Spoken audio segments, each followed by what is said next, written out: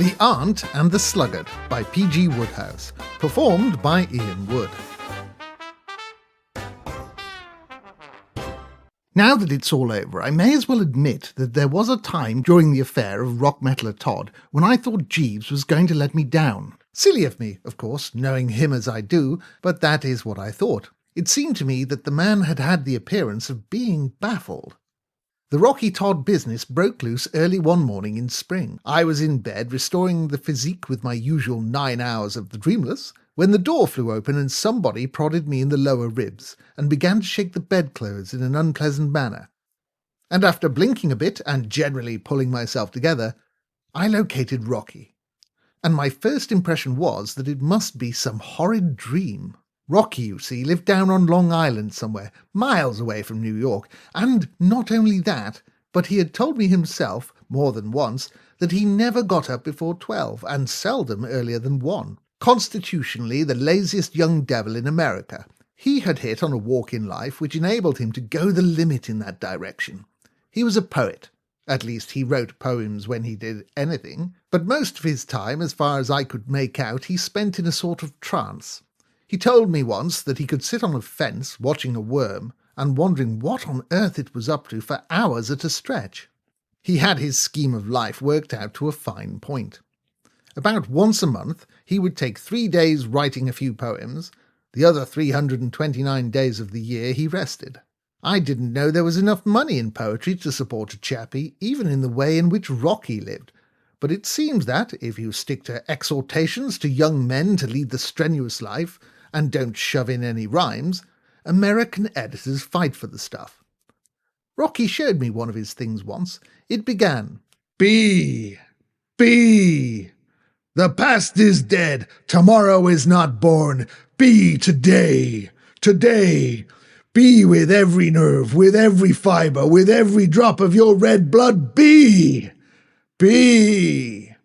There were 3 more verses, and the thing was printed opposite the frontispiece of a magazine with a sort of scroll around it, and a picture in the middle of a fairly nude chappie with bulging muscles giving the rising sun the glad eye. Rocky said they gave him $100 for it, and he stayed in bed till 4 in the afternoon for over a month. As regarded the future, he was pretty solid, owing to the fact that he had a moneyed aunt tucked away somewhere in Illinois. It is a curious thing how many of my pals seem to have aunts and uncles who are their main source of supply. There is Bicky, for one, with his uncle, the Duke of Chiswick. Corky, who until things went wrong, looked to Alexander Worple, the bird specialist, for sustenance. And I shall be telling you a story shortly of a dear old friend of mine, Oliver Sipley, who had an aunt in Yorkshire. These things cannot be mere coincidence. They must be meant. What I'm driving at is that Providence seems to look after the chumps of this world. And personally, I'm all for it. I suppose the fact is that, having been snooted from infancy upwards by my own aunts, I like to see that it is possible for these relatives to have a better and softer side. However, this is more or less of a sidetrack. Coming back to Rocky, what was I saying? What I was saying was that he had this aunt in Illinois, and, as he had been named Rock Metaller after her, which in itself you might say entitled him to a substantial compensation, and was her only nephew, his position looked pretty sound. He told me that when he did come into the money, he meant to do no work at all, except perhaps an occasional poem, recommending the young man with a life opening out before him with all its splendid possibilities to light a pipe and shove his feet up on the mantelpiece. And this was the man who was prodding me in the ribs in the grey dawn. "Read this, Bertie," babbled old Rocky.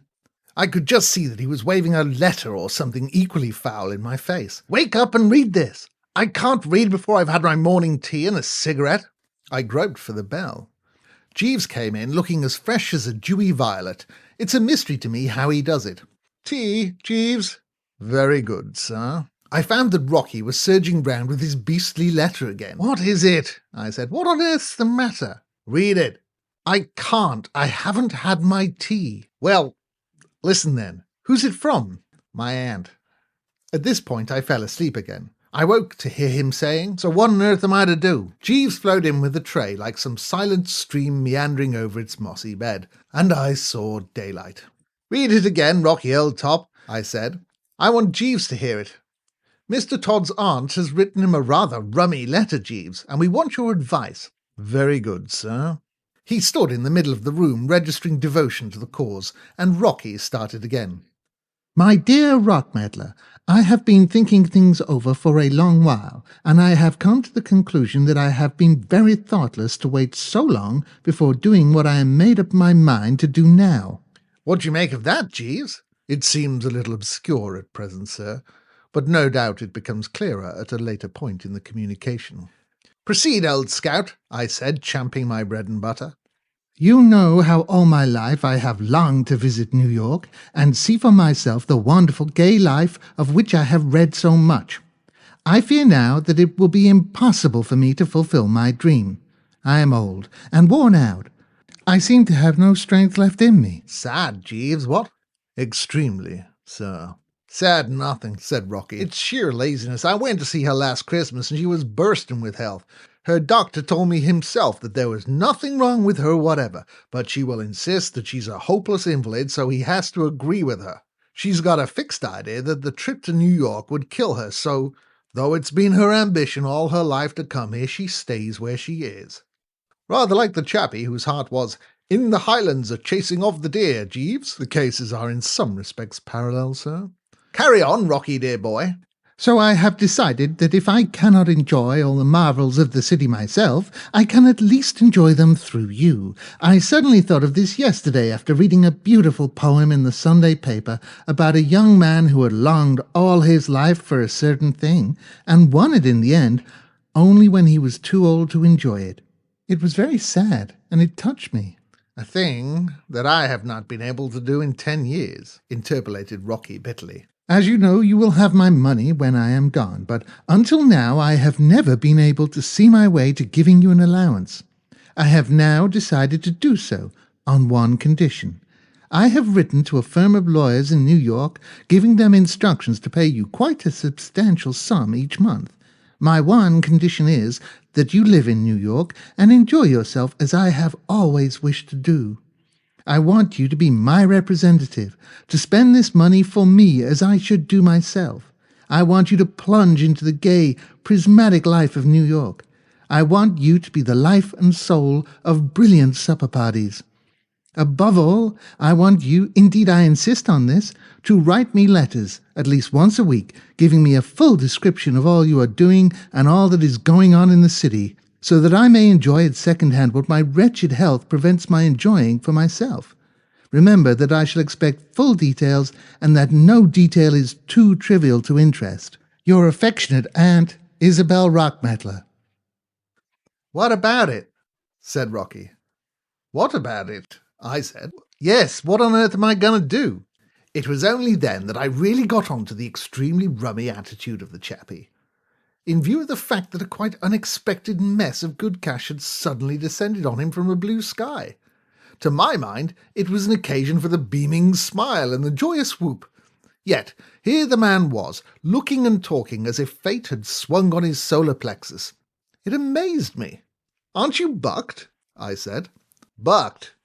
If I were in your place, I should be frightfully braced. I consider this pretty soft for you. He gave a kind of yelp, stared at me for a moment, and then began to talk of New York in a way that reminded me of Jimmy Mundy, the reformer bloke. Jimmy had just come to New York on a hit-the-trail campaign, and I had popped in at Madison Square Garden a couple of days before for half an hour or so to hear him. He had certainly told New York some pretty straight things about itself, having apparently taken a dislike to the place. But by Jove, you know, dear old Rocky made him look like a publicity agent for the old metrop. Pretty soft, he cried. To have to come and live in New York? To have to leave my little cottage and take a stuffy, smelly, overheated hole of an apartment in this heaven-forsaken, festering Gehenna? To have to mix, night after night, with a mob who think that life is a sort of St. Vitus's dance and imagine that they're having a good time because they're making enough noise for 6 and drinking too much for 10. I loathe New York, Bertie. I wouldn't come near the place if I hadn't got to see editors occasionally. There's a blight on it. It's got moral delirium tremens. It's the limit. The very thought of staying more than a day in it makes me sick. And you call this thing pretty soft for me. I felt rather like Lot's friends must have done when they dropped in for a quiet chat and their genial host began to criticise the cities of the plain. I had no idea old Rocky could be so eloquent. "It would kill me to have to live in New York," he went on. "To have to share the air with 6 million people, to have to wear stiff collars and decent clothes all the time, He started. "Good Lord, I suppose I should have to dress for dinner in the evenings. What a ghastly notion!" I was shocked, absolutely shocked. "My dear chap," I said reproachfully. "Do you dress for dinner every night, Bertie?" "Jeeves," I said coldly, "how many suits of evening clothes have we?" "We have 3 suits of full evening dress, sir. 2 dinner jackets. 3. For practical purposes, 2 only, sir. If you remember, we cannot wear the 3rd. We also have 7 white waistcoats." "And shirts?" 4 dozen, sir. "And white ties?" "The first 2 shallow shelves in the chest of drawers are completely filled with our white ties, sir." I turned to Rocky. "You see?" The chappie writhed like an electric fan. "I won't do it. I can't do it. I'll be hanged if I do it. How on earth can I dress up like that? Do you realise that most days I don't get out of my pyjamas till 5 in the afternoon, and then I just put on an old sweater?" I saw Jeeves wince, poor chap. This sort of revelation shocked his finest feelings. "Then what are you going to do about it?" I said. "That's what I want to know." "You might write and explain to your aunt." "I might, if I wanted her to get round to her lawyers in 2 rapid leaps and cut me out of her will." I saw his point. "What do you suggest, Jeeves?" I said. Jeeves cleared his throat respectfully. "The crux of the matter would appear to be, sir, that Mr. Todd is obliged by the conditions under which the money is delivered into his possession to write Miss Rockmetler long and detailed letters relating to his movements. And the only method by which this can be accomplished, if Mr. Todd adheres to his expressed intention of remaining in the country, is for Mr. Todd to induce some second party to gather the actual experiences which Miss Rockmetler wishes reported to her, and to convey these to him in the shape of a careful report, on which it would be possible for him, with the aid of his imagination, to base the suggested correspondence." Having got which off the old diaphragm, Jeeves was silent. Rocky looked at me in a helpless sort of way. He hasn't been brought up on Jeeves as I have, and he isn't onto his curves. "Could he put it a little clearer, Bertie?" he said. "I thought at the start it was going to make sense, but it kind of flickered. What's the idea?" "My dear old man, perfectly simple. I knew we could stand on Jeeves. All you've got to do is to get somebody to go round the town for you and take a few notes. And then you work the notes up into letters. That's it, isn't it, Jeeves?" "Precisely, sir." The light of hope gleamed in Rocky's eyes. He looked at Jeeves in a startled way, dazed by the man's vast intellect. "But who would do it?" he said. "It would have to be a pretty smart sort of man, a man who would notice things." "Jeeves," I said. "Let Jeeves do it." "But would he?" "You would do it, wouldn't you, Jeeves?" For the first time in our long connection, I observed Jeeves almost smile. The corner of his mouth curved quite a quarter of an inch, and for a moment his eyes ceased to look like a meditative fish's. "I should be delighted to oblige, sir.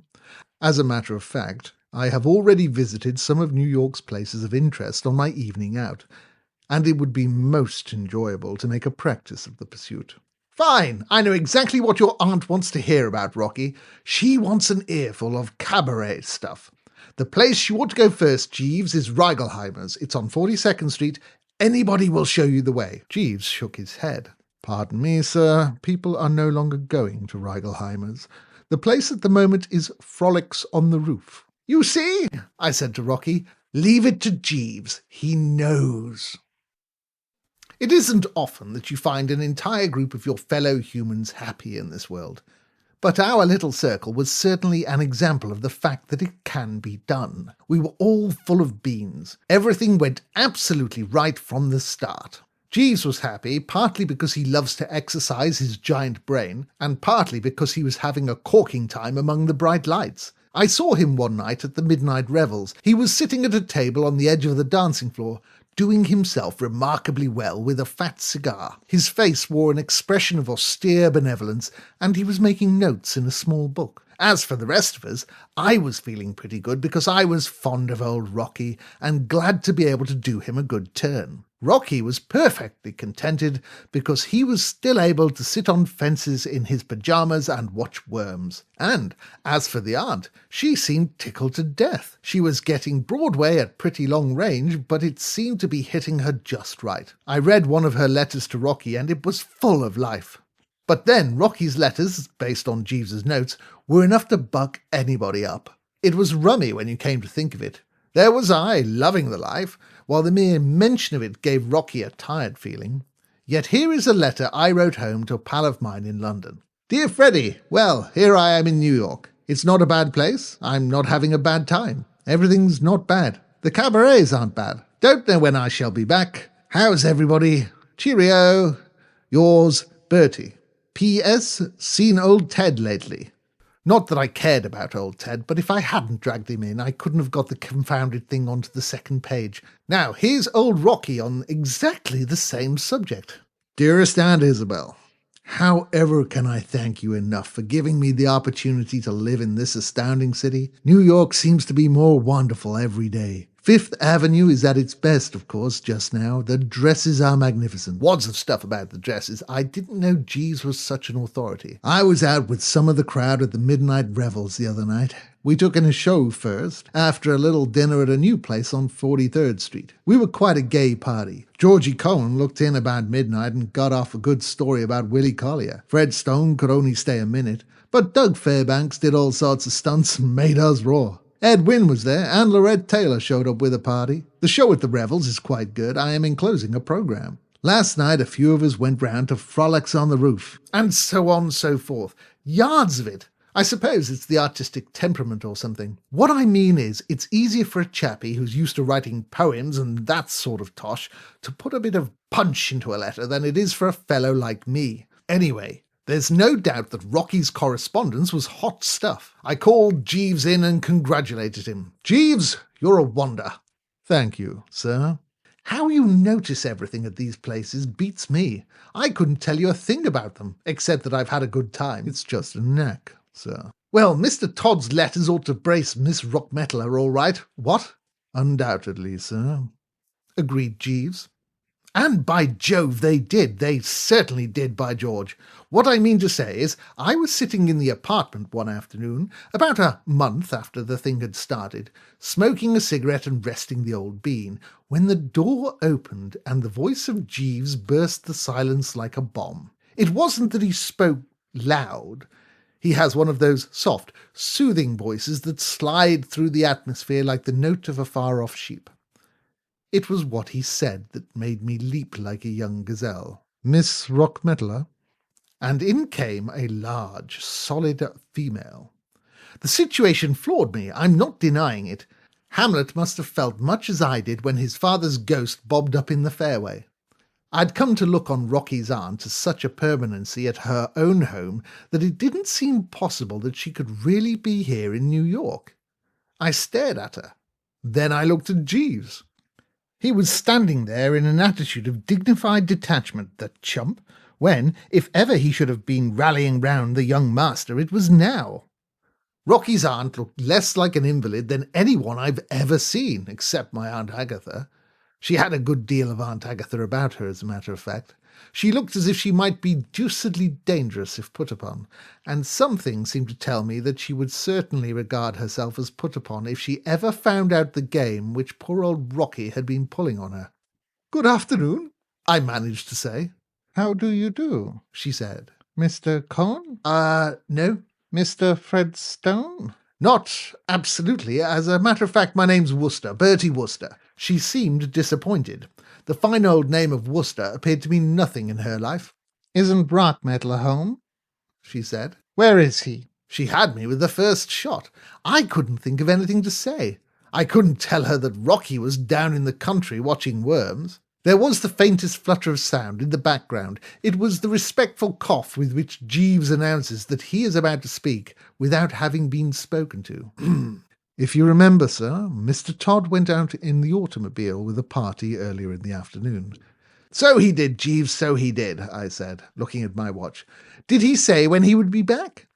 He gave me to understand, sir, that he would be somewhat late in returning. He vanished, and the aunt took the chair which I'd forgotten to offer her.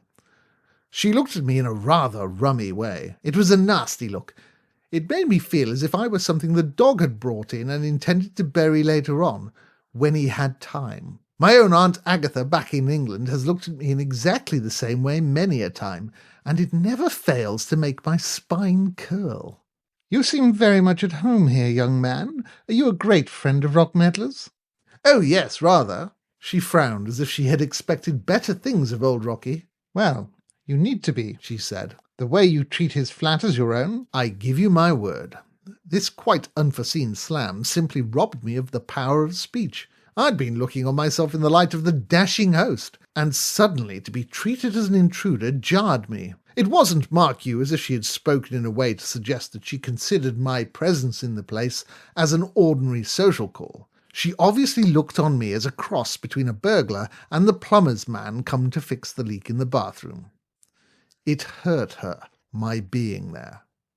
At this juncture, with the conversation showing every sign of being about to die in awful agonies, an idea came to me. Tea, the good old standby. Would you care for a cup of tea? I said. Tea? She spoke as if she had never heard of the stuff. Nothing like a cup of tea after a journey, I said. Bucks you up, puts a bit of zip into you. What I mean is, restores you, and so on. Don't you know? I'll go and tell Jeeves. I tottered down the passage to Jeeves's lair. The man was reading the evening paper as if he hadn't a care in the world. Jeeves, I said, we want some tea. Very good, sir. I say, Jeeves, this is a bit thick, what? I wanted sympathy, don't you know, sympathy and kindness. The old nerve centres had had the deuce of a shock. She's got the idea that this place belongs to Mr. Todd. What on earth put that into her head? Jeeves filled the kettle with a restrained dignity. No doubt because of Mr. Todd's letters, sir, he said. It was my suggestion, sir, if you remember, that they should be addressed from this apartment in order that Mr. Todd should appear to possess a good central residence in the city. I remembered. We had thought it a brainy scheme at the time. Well, it's dashed awkward, you know, Jeeves. She looks on me as an intruder, by Jove. I suppose she thinks I'm someone who hangs out here touching Mr. Todd for free meals and borrowing his shirts. Extremely probable, sir. It's pretty rotten, you know. Most disturbing, sir. And there's another thing. What are we to do about Mr. Todd? We've got to get him up here as soon as ever we can. When you have brought the tea, you had better go out and send him a telegram, telling him to come up by the next train. I have already done so, sir. I took the liberty of writing the message and dispatching it by the lift attendant. By Jove, you think of everything, Jeeves. Thank you, sir. A little buttered toast with the tea? Just so, sir. Thank you. I went back to the sitting room. She hadn't moved an inch. She was still bolt upright on the edge of her chair, gripping her umbrella like a hammer-thrower. She gave me another of those looks as I came in. There was no doubt about it. For some reason she had taken a dislike to me. I suppose because I wasn't George M. Cohen. It was a bit hard on a chap. This is a surprise, what? I said after about 5 minutes' restful silence, trying to crank the conversation up again. What is a surprise? You coming here, don't you know, and so on. She raised her eyebrows and drank me in a bit more through her glasses. Why is it surprising that I should visit my only nephew? She said. Oh, rather, I said. Of course, certainly. What I mean is... Jeeves projected himself into the room with the tea. I was jolly glad to see him. There's nothing like having a bit of business arranged for when one isn't certain of one's lines. With the teapot to fool about with, I felt happier. Tea. What? It wasn't what I had meant to say. My idea had been to put on a good deal more formal and so on. Still, it covered the situation.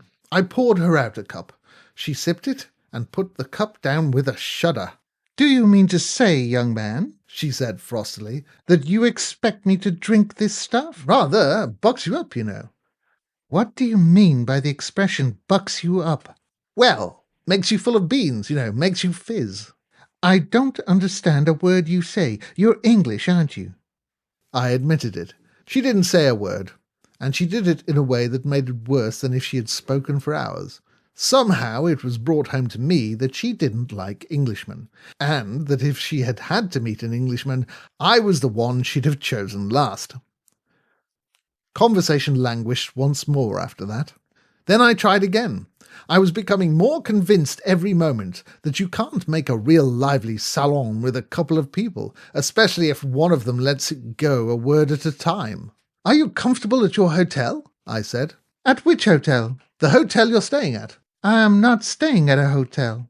"Stopping with friends, what?" I am naturally stopping with my nephew. I didn't get it for the moment. Then it hit me. "What? Here?" I gurgled. Certainly. Where else should I go? The full horror of the situation rolled over me like a wave. I couldn't see what on earth I was to do. I couldn't explain that this wasn't Rocky's flat without giving the poor old chap away hopelessly, because she would then ask me where he did live, and then he would be right in the soup. I was trying to recover from the shock when she spoke again. Will you kindly tell my nephew's manservant to prepare my room? I wish to lie down. "Your nephew's manservant?" The man you called Jeeves. If Rockmettler has gone for an automobile ride, there is no need for you to wait for him. He will naturally wish to be alone with me when he returns. I found myself tottering out of the room. The thing was too much for me. I crept into Jeeves's den. "Jeeves!" I whispered. "Sir?" "Mix me a B&S, Jeeves. I feel weak." "Very good, sir." "This is getting thicker every minute, Jeeves." "Sir?" "She thinks you're Mr. Todd's man. She thinks the whole place is his, and everything in it. I don't see what you're to do except stay on and keep it up. We can't say anything or she'll get on to the whole thing. And I don't want to let Mr. Todd down. By the way, Jeeves, she wants you to prepare her bed." He looked wounded. "It is hardly my place, sir." I know, but do it as a personal favour to me. If you come to that, it's hardly my place to be flung out of the flat like this and have to go to an hotel, what?" "Is it your intention to go to an hotel, sir? What will you do for clothes?" "Good Lord, I hadn't thought of that. Can you put a few things in a bag when she isn't looking and sneak them down to me at the Suntoria?" "I will endeavour to do so, sir." "Well, I don't think there's anything more, is there? Tell Mr. Todd where I am when he gets here." "Very good, sir." I looked around the place. The moment of parting had come. I felt sad. The whole thing reminded me of one of those melodramas where they drive chappies out of the old homestead into the snow. "Goodbye, Jeeves," I said. "Goodbye, sir." And I staggered out. You know, I rather think I agree with those poet and philosopher Johnnies who insist that a fellow ought to be devilish pleased if he has a bit of trouble. All that stuff about being refined by suffering, you know. Suffering does give a chap a sort of broader and more sympathetic outlook. It helps you to understand other people's misfortunes if you've been through the same thing yourself. As I stood in my lonely bedroom at the hotel trying to tie my white tie myself, it struck me for the first time that there must be whole squads of chappies in the world who had to get along without a man to look after them. I'd always thought of Jeeves as a kind of natural phenomenon, but by Jove, of course, when you come to think of it, there must be quite a lot of fellows who have to press their own clothes themselves, and haven't got anybody to bring them tea in the morning and so on. It was rather a solemn thought, don't you know? I mean to say, ever since then I've been able to appreciate the frightful privations the poor have to stick. I got dressed somehow. Jeeves hadn't forgotten a thing in his packing. Everything was there down to the final stud. I'm not sure this didn't make me feel worse. It kind of deepened the pathos. It was like what somebody or other wrote about the touch of a vanished hand. I had a bit of dinner somewhere and went to a show of some kind, but nothing seemed to make any difference. I simply hadn't the heart to go on to supper anywhere. I just went straight up to bed. I don't know when I felt so rotten. Somehow I found myself moving about the room softly, as if there had been a death in the family. If I had had anybody to talk to, I should have talked in a whisper. In fact, when the telephone bell rang, I answered in such a sad, hushed voice that the fellow at the other end of the wire said hello 5 times, thinking he hadn't got me. It was Rocky. The poor old scout was deeply agitated. "Bertie? Is that you, Bertie? Oh, gosh, I'm having a time." "Where are you speaking from?" "The Midnight Revels. We've been here an hour, and I think we're fixing for the night. I've told Aunt Isabel I've gone out to call up a friend to join us. She's glued to a chair with 'This is the Life' written all over her, taking it in through the pores. She loves it, and I'm nearly crazy." "Tell me all, old top," I said.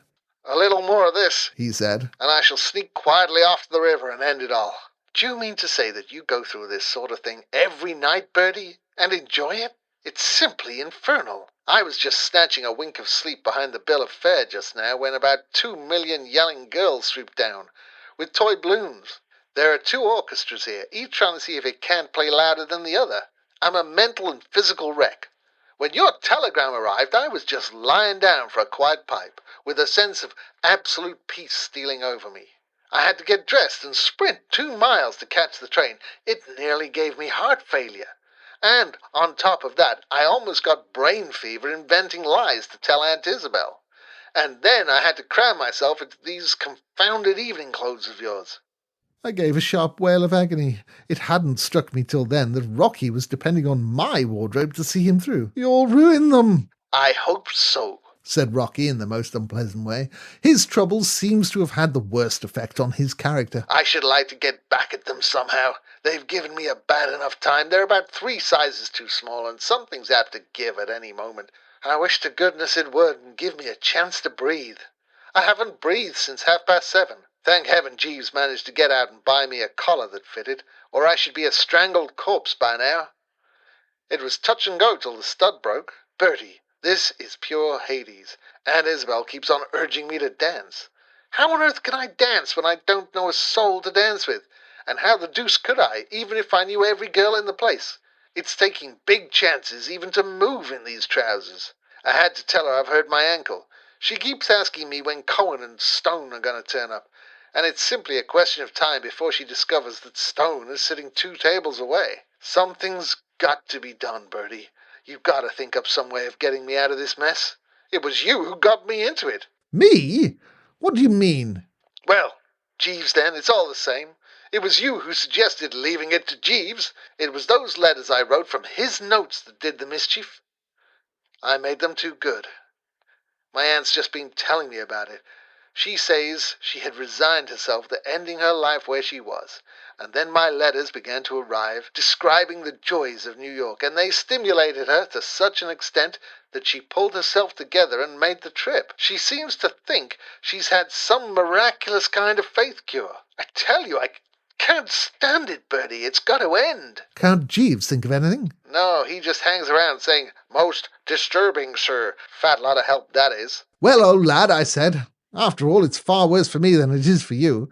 You've got a comfortable home in Jeeves, and you're saving a lot of money. Saving money? What do you mean, saving money? Why, the allowance your aunt was giving you. I suppose she's paying all the expenses now, isn't she? Certainly she is, but she's stopped the allowance. She wrote the lawyers tonight. She says that now she's in New York, there's no necessity for it to go on, as we shall always be together, and it's simpler for her to look after that end of it. I tell you, Bertie, I've examined the darn cloud with a microscope, and if it's got a silver lining, it's some little dissembler. But Rocky, old top, it's too bally awful. You've no notion of what I'm going through in this beastly hotel without Jeeves. I must get back to the flat. Don't come near the flat. But it's my own flat. I can't help that. Aunt Isabel doesn't like you. She asked me what you did for a living, and when I told her you didn't do anything, she said she thought as much, and that you were a typical specimen of a useless and decaying aristocracy. So, if you think you've made a hit, forget it. Now, I must be going back, or she'll be coming out here after me. Goodbye. Next morning, Jeeves came round. It was all so home-like when he floated noiselessly into the room that I nearly broke down. "Good morning, sir," he said. "I have brought a few more of your personal belongings." He began to unstrap the suitcase he was carrying. "Did you have any trouble sneaking them away?" "It was not easy, sir. I had to watch my chance. Miss Rockmetaler is a remarkably alert lady." "You know, Jeeves, say what you like, this is a bit thick, isn't it?" "The situation is certainly one that has never before come under my notice, sir. I have brought the heather mixture suit, as the climatic conditions are congenial. Tomorrow, if not prevented, I will endeavour to add the brown lounge with the faint green twill." "It can't go on, this sort of thing, Jeeves." "We must hope for the best, sir." "Can't you think of anything to do?" "I have been giving the matter considerable thought, sir, but so far without success. I am placing 3 silk shirts, the dove-coloured, the light blue, and the mauve, in the first long drawer, sir." "You don't mean to say that you can't think of anything, Jeeves?" "For the moment, sir, no. You will find a dozen handkerchiefs and the tanned socks in the upper drawer on the left." He strapped the suitcase and put it on a chair. "A curious lady, Miss Rockmetaler, sir." "You understate it, Jeeves." He gazed meditatively out of the window. "In many ways, sir, Miss Rockmetaler reminds me of an aunt of mine who resides in the south-east portion of London. Their temperaments are much alike. My aunt has the same taste for the pleasures of the great city. It is a passion with her to ride in hansom cabs, sir. Whenever the family takes their eyes off her, she escapes from the house and spends the day riding about in cabs. On several occasions she has broken into the Children's Savings Bank to secure the means to enable her to gratify this desire." "I love to have these little chats with you about your female relatives, Jeeves," I said coldly, for I felt that the man had let me down and I was fed up with him. "But I don't see what all this has got to do with my trouble." "I beg your pardon, sir. I am leaving a small assortment of our neckties on the mantelpiece, sir, for you to select according to your preference. I should recommend the blue with the red domino pattern, sir." Then he streamed imperceptibly towards the door and flowed silently out. I've often heard that fellows, after some great shock or loss, have a habit, after they've been on the floor for a while wondering what hit them, of picking themselves up and piecing themselves together and sort of taking a whirl at beginning a new life. Time, the great healer, and nature adjusting itself, and so on and so forth. There's a lot in it. I know, because in my own case, after a day or two of what you might call prostration, I began to recover. The frightful loss of Jeeves made any thought of pleasure more or less a mockery, but at least I found that I was able to have a dash at enjoying life again. What I mean is, I braced up to the extent of going round the cabarets once more, so as to try and forget, if only for the moment. New York's a small place when it comes to the part of it that wakes up just as the rest is going to bed, and it wasn't long before my tracks began to cross old Rocky's. I saw him once at Peel's, and again at Frolics on the Roof. There wasn't anybody with him either time except the aunt, and, though he was trying to look as if he had struck the ideal life, it wasn't difficult for me, knowing the circumstances, to see that beneath the mask the poor chap was suffering. My heart bled for the fellow. At least, what there was of it that wasn't bleeding for myself bled for him. He had the air of one who was about to crack under the strain. It seemed to me that the aunt was looking slightly upset also. I took it that she was beginning to wonder when the celebrities were going to surge round, and what had suddenly become of all those wild, careless spirits Rocky used to mix with in his letters. I didn't blame her. I had only read a couple of his letters, but they certainly gave the impression that poor old Rocky was by way of being the hub of New York nightlife, and that, if by any chance he failed to show up at a cabaret, the management said, "What's the use?" and put up the shutters. The next 2 nights I didn't come across them, but the night after that I was sitting by myself at the Maison Pierre when somebody tapped me on the shoulder blade, and I found Rocky standing beside me with a sort of mixed expression of wistfulness and apoplexy on his face. How the man had contrived to wear my evening clothes so many times without disaster was a mystery to me. He confided later that early in the proceedings he had slit the waistcoat up the back, and that had helped a lot. For a moment I had the idea that he had managed to get away from his aunt for the evening, but looking past him I saw that she was in again. She was at a table over by the wall, looking at me as if I was something the management ought to be complained to about. "Bertie, old scout," said Rocky in a quiet sort of crushed voice. "we've always been pals, haven't we? I mean, you know I'd do you a good turn if you asked me." "My dear old lad," I said. The man had moved me. "Then for heaven's sake come over and sit at our table for the rest of the evening." "Well, you know, there are limits to the sacred claims of friendship." "My dear chap," I said, "you know I'd do anything in reason, but—" "You must come, Bertie, you've got to. Something's got to be done to divert her mind. She's brooding about something. She's been like that for the last 2 days. I think she's beginning to suspect. She can't understand why we never seem to meet anyone I know at these joints. A few nights ago, I happened to run into 2 newspaper men I used to know fairly well. That kept me going for a while. I introduced them to Aunt Isabel as David Belasco and Jim Corbett, and it went well, but the effect has worn off now, and she's beginning to wander again. Something's got to be done, or she will find out everything, and if she does, I'd take a nickel for my chance of getting a cent from her later on. For the love of Mike, come across to our table and help things along." I went along. One has to rally round a pal in distress. Aunt Isabel was sitting bolt upright, as usual. It certainly did seem as if she had lost a bit of the zest with which she had started out to explore Broadway. She looked as if she had been thinking a good deal about rather unpleasant things. "You've met Bertie Wooster and Isabel," said Rocky. "I have."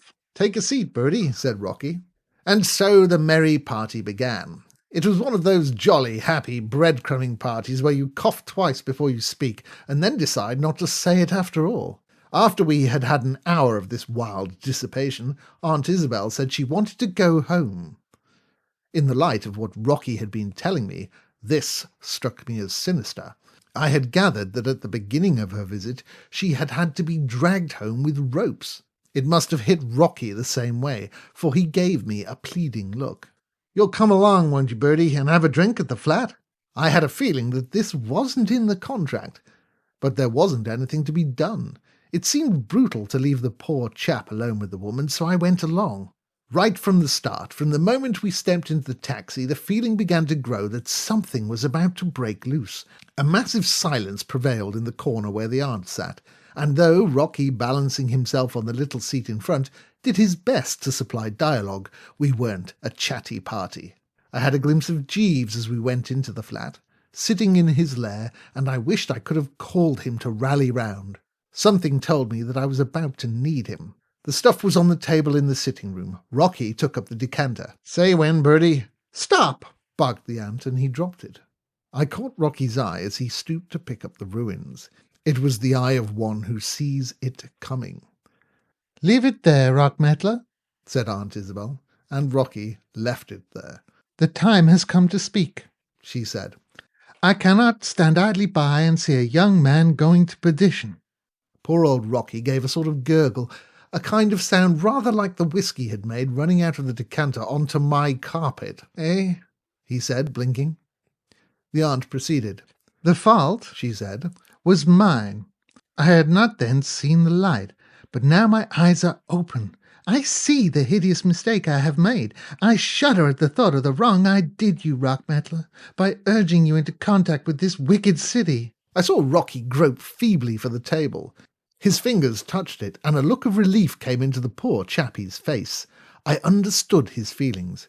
"But when I wrote you that letter, Rockmettler, instructing you to go to the city and live its life, I had not had the privilege of hearing Mr. Mundy speak on the subject of New York." "Jimmy Mundy?" I cried. You know how it is sometimes when everything seems all mixed up and you suddenly get a clue. When she mentioned Jimmy Mundy, I began to understand, more or less, what had happened. I'd seen it happen before. I remember, back in England, the man I had before Jeeves sneaked off to a meeting on his evening out and came back to denounce me in front of a crowd of chappies I was giving a bit of supper to as a useless blot on the fabric of society. The aunt gave me a withering up and down. "Yes, Jimmy Mundy," she said. "I am surprised at a man of your stamp having heard of him. There is no music, there are no drunken dancing men, no shameless flaunting women at his meetings. So for you they would have no attraction.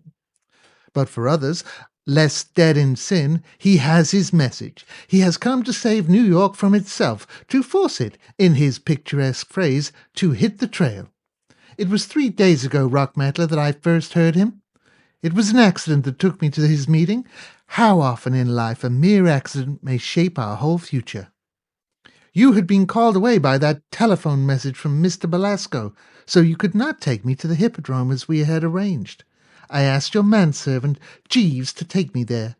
The man has very little intelligence. He seems to have misunderstood me. I am thankful that he did. He took me to what I subsequently learned was Madison Square Garden, where Mr. Mundy is holding his meetings. He escorted me to a seat and then left me, and it was not till the meeting had begun that I discovered the mistake which had been made. My seat was in the middle of a row. I could not leave without inconveniencing a great many people, so I remained." She gulped. "Rockmettler, I have never been so thankful for anything else. Mr. Mundy was wonderful. He was like some prophet of old, scouring the sins of the people. He leaped about in a frenzy of inspiration till I feared he would do himself an injury. Sometimes he expressed himself in a somewhat odd manner, but every word carried conviction. He showed me New York in its true colors. He showed me the vanity and wickedness of sitting in gilded haunts of vice, eating lobster when decent people should be in bed. He said that the tango and the foxtrot were devices of the devil to drag people down into the bottomless pit. He said that there was more sin in 10 minutes with a Negro banjo orchestra than in all the ancient revels of Nineveh and Babylon. And when he stood on one leg and pointed right at where I was sitting and shouted, "This means you," I could have sunk through the floor. I came away a changed woman. Surely you must have noticed the change in me, Rockmantler? You must have seen that I was no longer the careless, thoughtless person who had urged you to dance in those places of wickedness?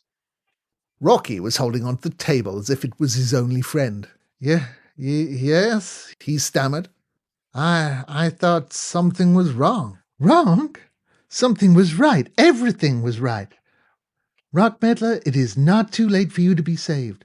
You have only sipped of the evil cup. You have not drained it. It will be hard at first, but you will find that you can do it if you fight with a stout heart against the glamour and fascination of this dreadful city. Won't you, for my sake, try, Rockmantler? Won't you go to the country tomorrow and begin the struggle? Little by little, if you use your will. I can't help thinking it must have been that word will that roused dear old Rocky like a trumpet call. It must have brought home to him the realization that a miracle had come off and saved him from being cut out of Aunt Isabel's. At any rate, as she said it, he perked up, let go of the table and faced her with gleaming eyes. "Do you want me to go to the country, Aunt Isabel?" Yes. "To live in the country?" Yes, Rockmantler. "Stay in the country all the time, never come to New York?" Yes, Rockmantler, I mean just that. It is the only way. Only there can you be safe from temptation. Will you do it, Rockmantler? Will you, for my sake? Rocky grabbed the table again. He seemed to draw a lot of encouragement from that table. "I will," he said. "Jeeves," I said. It was next day, and I was back in the old flat, laying in the old armchair with my feet upon the good old table. I had just come from seeing dear old Rocky off to his country cottage, and an hour before he had seen his aunt off to whatever hamlet it was that she was the curse of. So we were alone at last. "Jeeves, there is no place like home, what?" Very true, sir. "The jolly old roof tree and all that sort of thing, what?" Precisely, sir. I lit another cigarette. "Jeeves," Sir? "do you know, at one point in the business I really thought you were baffled." Indeed, sir. "When did you get the idea of taking Miss Rockmantler to the meeting? It was pure genius." Thank you, sir. It came to me a little suddenly one morning when I was thinking of my aunt, sir. "Your aunt? The hansom cab one?" Yes, sir. I recollected that whenever we observed one of her attacks coming on, we used to send for the clergyman of the parish. We always found that if he talked to her a while of higher things, it diverted her mind from hansom cabs. It occurred to me that the same treatment might prove efficacious in the case of Miss Rockmantler. I was stunned by the man's resource. "It's brain," I said. "pure brain. "What do you do to get like that, Jeeves? I believe you must eat a lot of fish or something. Do you eat a lot of fish, Jeeves?" No, sir. "Oh, well then, it's just a gift, I take it. And if you aren't born that way, there's no use worrying." Precisely, sir, said Jeeves. "If I might make a suggestion, sir, I should not continue to wear your present tie. The green shade gives you a slightly bilious air. I should strongly advocate the blue with the red domino pattern instead, sir." "All right, Jeeves," I said humbly. "You know."